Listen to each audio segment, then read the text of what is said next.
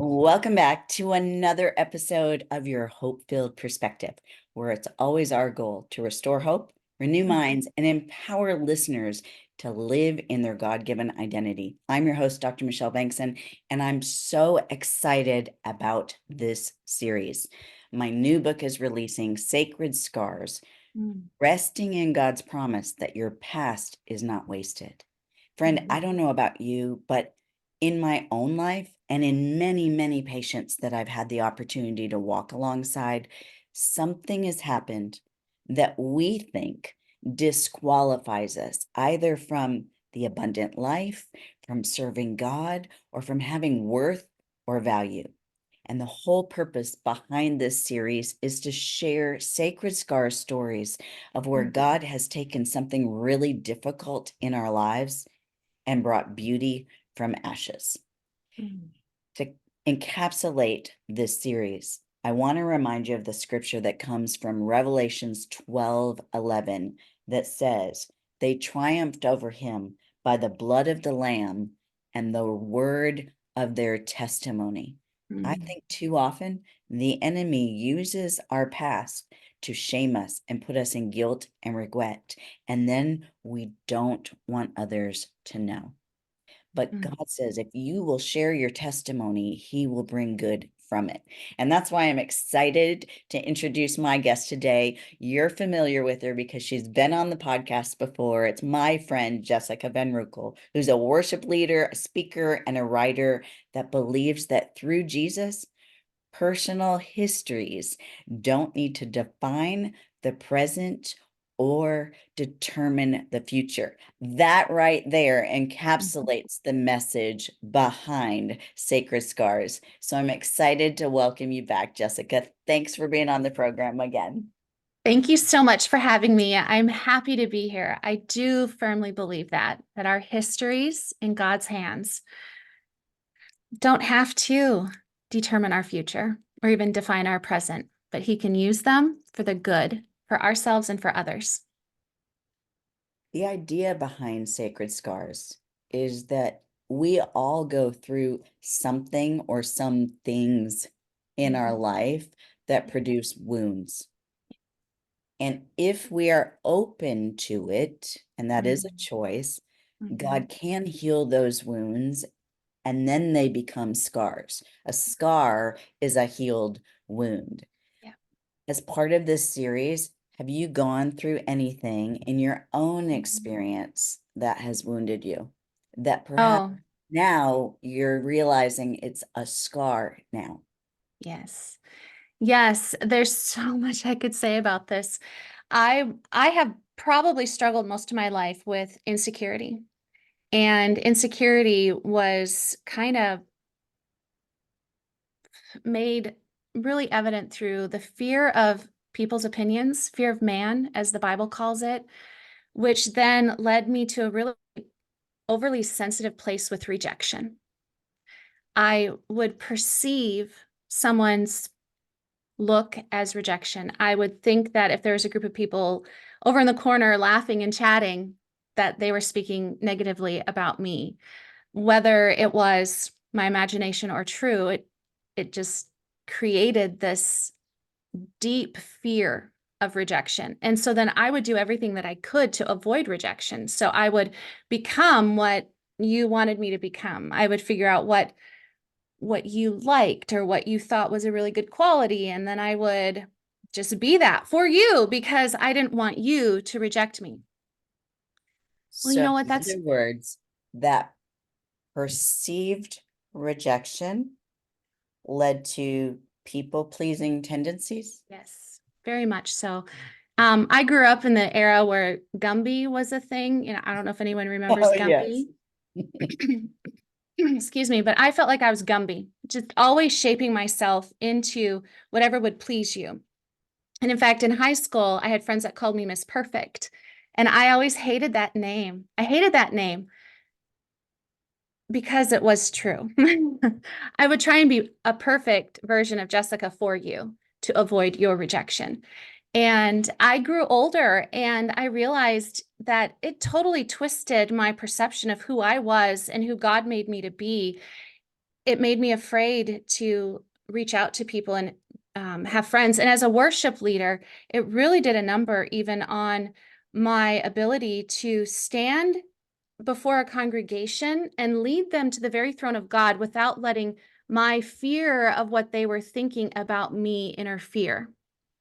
And I reached the age of 40 and I realized, okay, I got to stop this. I'm going around the same mountain over and over again. There must be something good that can come out of this, because I feel like every time I face rejection, it just rips open a 30-year-old wound, and I'm bleeding out all over the place, and I don't ever seem to have that wound turn into a scar. And so the Lord and I went on this amazing journey where he showed me some really disordered thoughts about rejection, about myself, about him, about other people. And I was at a conference, and the speaker there was praying, and he said, there's someone in this room that is really struggling with the fear of man. And the speaker said, I really believe that this person is going to be set free from this. And I felt in that moment, I knew he was talking about me. And I felt in that moment, this weight, these chains. It's like I was dragging around a log chain my entire life, that and it was cutting into me, and I was bleeding all the time because of this rejection and this people pleasing and this perfectionism that was driving my life. And I felt those chains break. But in that moment, I praised God, but I also said, Lord, teach me how to walk in this freedom. I want these scars to be healed. I want these wounds to be healed so that they become scars.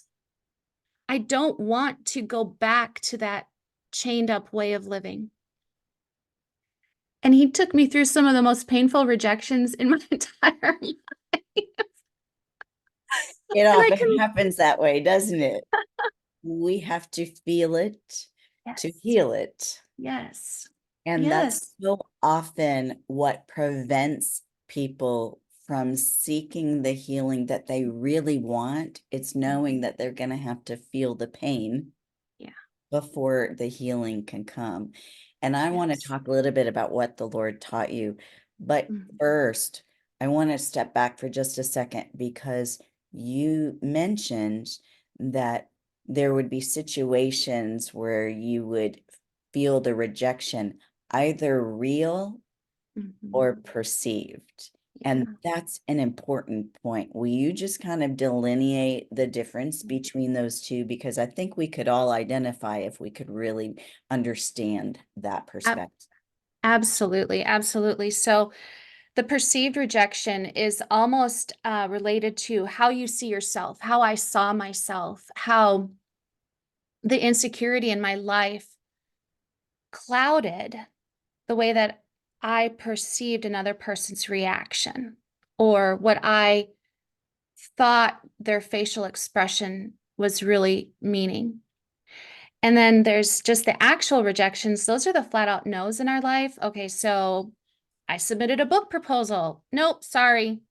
You know, yes, that was a rejection, but it was also just an actual no. It wasn't God's timing, or it was painful. Absolutely. When you have a dream and it's rejected, it's painful. I'm not saying that actual rejection is not just as painful as perceived, but for me, perceived rejection turned my focus so much inward that my sense of self became so twisted that I didn't even know who God said I was. I didn't believe who God said I was. I couldn't believe that I was chosen, that I was approved, that it didn't matter what people said or thought.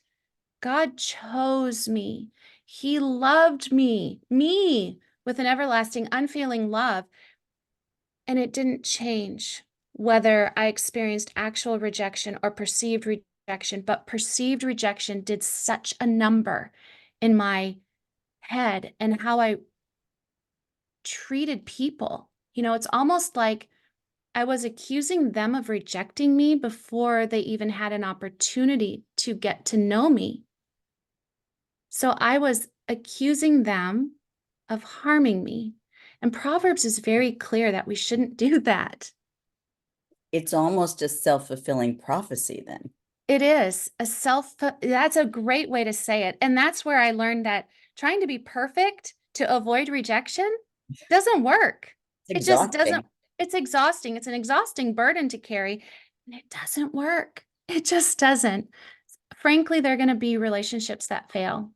There's going to be situations that don't go the way that we want. Whether it's rejection, whether we see it as rejection or not, I do believe that everybody experiences rejection and can be hurt by it. So the real or imagined or perceived Mhm. rejection caused wounds in your Yes, heart. it did. It did. But for those wounds to be healed and Mm, produce what we're calling a sacred scar, and I call it mhm. a sacred scar because when we allow God to come in and do a healing, he takes something that was previously broken and ugly Yeah, and makes it beautiful. That's what makes it sacred. yeah. So what is it that God taught you through this process that allowed you to heal enough that you can now look at this previous way of thinking as something beautiful and to be used by the Lord? Yeah. Well, like I said earlier, God set me free. And then I prayed a dangerous prayer, but exciting prayer. Lord, teach me how to walk in this freedom. And then I experienced a friendship that just dissolved. And it was painful because I felt like I didn't have a choice in the matter. I wanted to fight for our friendship, but it just was going to be done. So in that case, And it was a real rejection. that was a real rejection, and it was really painful. And part of the reason why this happened is, I was told I was graceless or I was too judgmental. And, those are the two things that I try not to be. I mean, that's my heartbeat, is to be gracious and to be open-minded.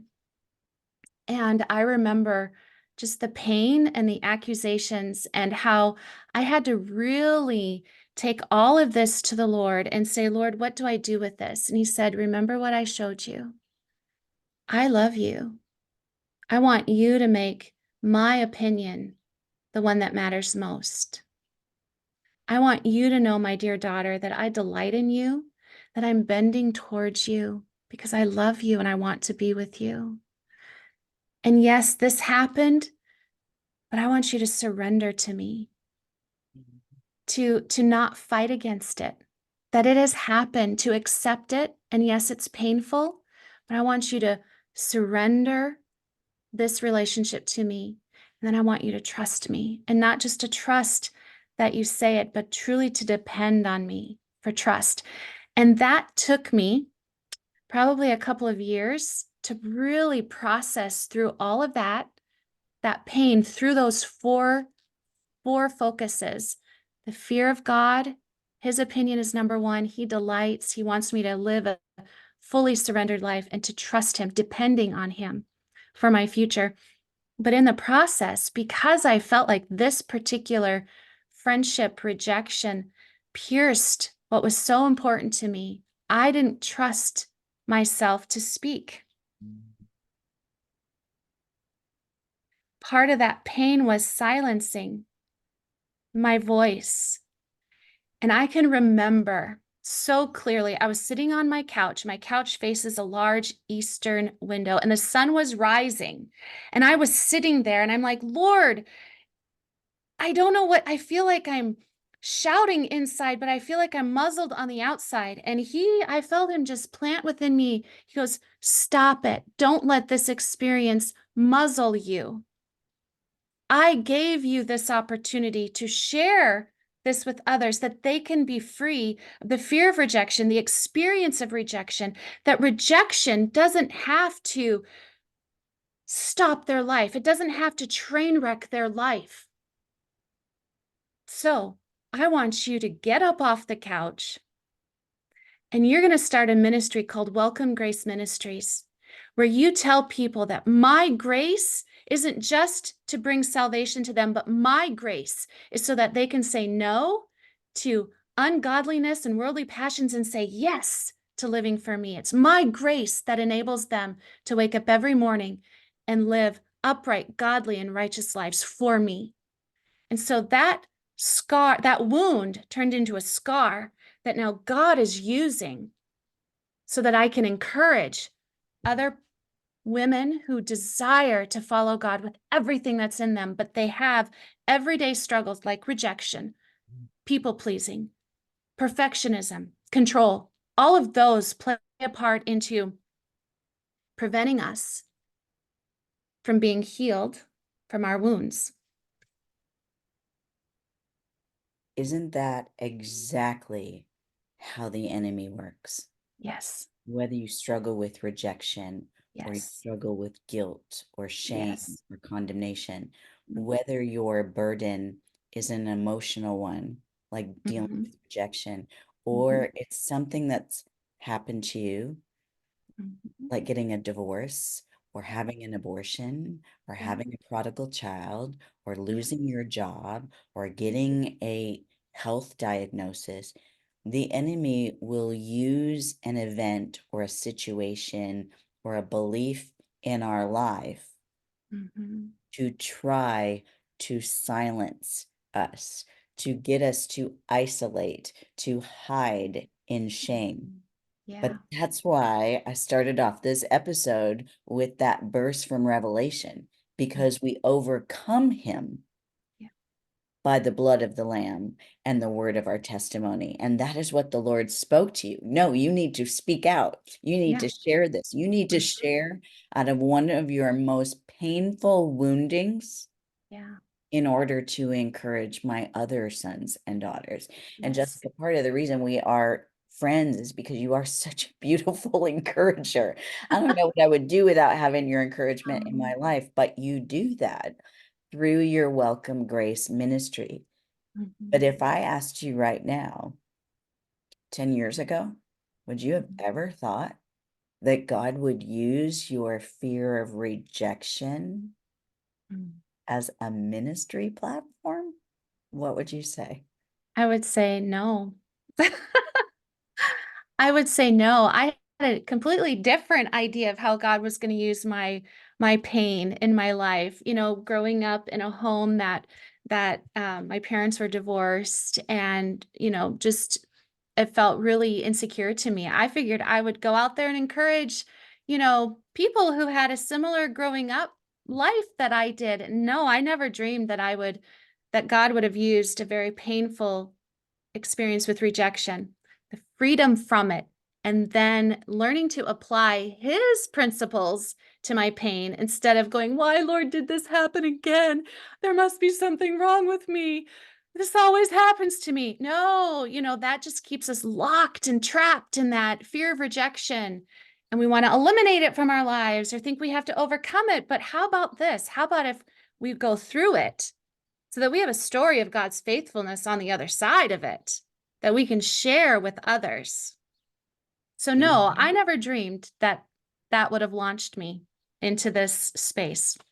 you had to feel it to Hmm. heal it. But the Yes. other part of that equation, and I think it's so important for us to remember, is that you had a choice in Mm, how to respond.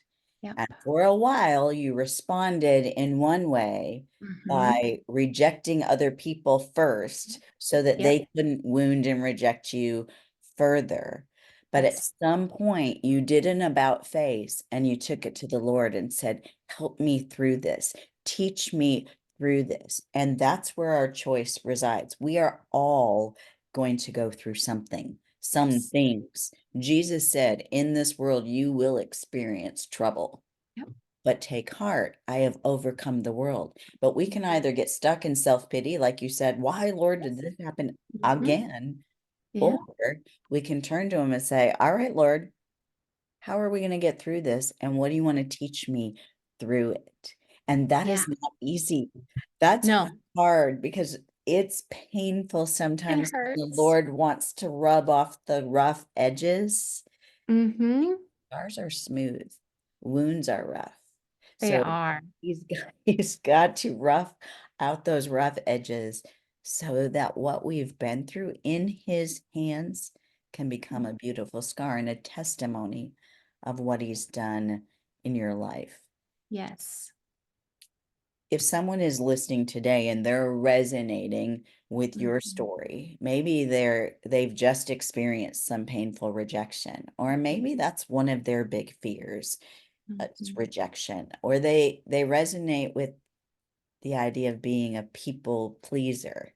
Yeah. What hope-filled perspective would you want to leave Mm. them with today? I would want to encourage you to trust God's heart for you, even when it's scary, because He really does love you. He loves you so much that He sent His Son to die a horrific death, to take all of our beatings, to take all of our pain, to make a way for us to know Him as Father. And sometimes a parent has to do what's hard and painful for their child in order to do what's best for them. But I believe that, and I know because I've experienced it, God is the most tender person to deal with our hearts than anybody else in our life. He is so tender and he never leaves us, even when when we're at our most painful. And he's also most patient and gentle with us. Because, like I said, it took me a good 2 years after that of wrestling with him and screaming the whys in the garage and, getting mad and getting sad and feeling shame like it's all my fault. I'm a terrible person. This always happens to me. And also at the same time, but Lord, you love me, you cherish me, I'm chosen, I'm approved. To learn to walk that out, he is the best person to do that with. He is so tender. And while a wound heals, sometimes, especially if it's a really deep one, that scar can still be a little tender. But in time, as we keep leaning into it and not picking that wound open through whether our perspective or turning away from the Lord, our best healer, eventually that scar no longer hurts either. And it becomes a testimony of God's work in your life. Just where can people find out more about your ministry and Mhm. your book? Because those Yes. who are resonating with this need to pick Mhm. up a copy of your book to find some help, hope, and healing. Yes. So you can look for me at welcomegrace.com. And I also have a book called Reframing Rejection. And you can find it on Amazon, Christian Book, Barnes and Nobles, and as well as through my website. So that's, yes, Reframing Rejection, how looking through a different lens changes everything. Details how to not eliminate rejection because rejection is a part of this life and we can overcome it. But really, I think God wants us to take us through it. And that's how we overcome. Yes. And friends, if you want to read even more about Jess's story, make sure you pick up a copy of my newest release, Sacred Scars, trusting in God's promise that your Mhm. past is not wasted. Yes. Friends, I don't know what your specific wound is, but I know that it is safe in the hands of our great physician. So I just want to leave you with this verse today. It comes out of Psalm 147, verse 3. He heals the Mhm. brokenhearted and binds their wounds. Yes. And when he does that, when he binds the wounds, Mhm. that's when your sacred scar will emerge. So take Jess's advice, take it to the Lord, be willing to feel it in order to heal it. And then let us know how God brings forth your sacred scar. Mhm. If today's episode has been an encouragement to you, would you consider sharing it with someone else? Because we all have wounds and we all have scars. Yeah. But sometimes when we're in the middle dealing with that wound, Satan can lie and make us feel like we are the only one to ever go through this, and that God cannot use us, or that we cannot have the abundant life, or that Mhm. we aren't of worth and value. Mhm. Jessica and I are here to tell you today that those are lies from the enemy. Your Father loves you, He sees you, and He's just waiting for you to bring those wounds to Him so He can bring out your sacred scars. Until next week, this has been Dr. Michelle Bengtson with Jessica Van Roekel with another episode of Your Hope-Filled Perspective. May you have a hope-filled week.